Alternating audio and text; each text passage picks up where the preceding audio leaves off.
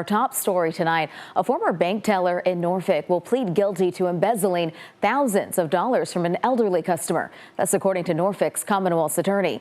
This happened between late 2018 and early 2019 at the bank in the Janus Shopping Center. Stephanie Johnson joins us in the studio now with more details. Stephanie, what can you tell us about this? Yeah, Dana, that former bank teller will be sentenced in October. Meanwhile, the Commonwealth's attorney's office says they take white-collar crimes very seriously.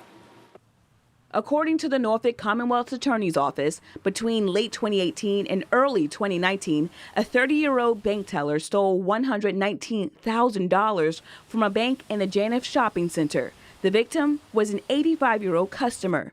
The attorney's office says Imani Adams allegedly wrote the victim's name onto withdrawal slips and then withdrew cash from the victim's account 16 times. That account holder had noticed $119,000 missing from her account in the space of about a month. When the customer reported the incident, the bank did an internal investigation. They pulled the video from the bank, saw it was all the same teller, saw that the account holder was not there for any of the transactions. They then sat down, spoke to the teller confessed. Adams pleaded guilty to 4 counts of felony forgery and 4 counts of felony embezzlement.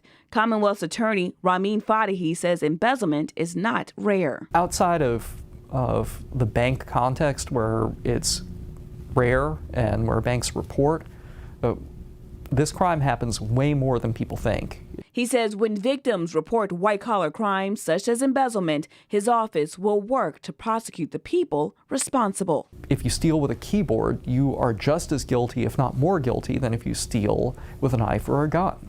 The circumstances can be different, but you can absolutely ruin people's lives when you steal 6 figures worth of money, whether it's from a bank, whether it's from a business, or whether it's from an individual.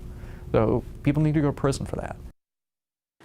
Well, the bank reported Adams to the police and returned all the stolen money to the victim. Fadahi says while banks do a good job of protecting people's money, you should always pay close attention to your bank statements. If you notice anything suspicious, report it immediately. Stephanie Johnson, 13 News Now, Dana.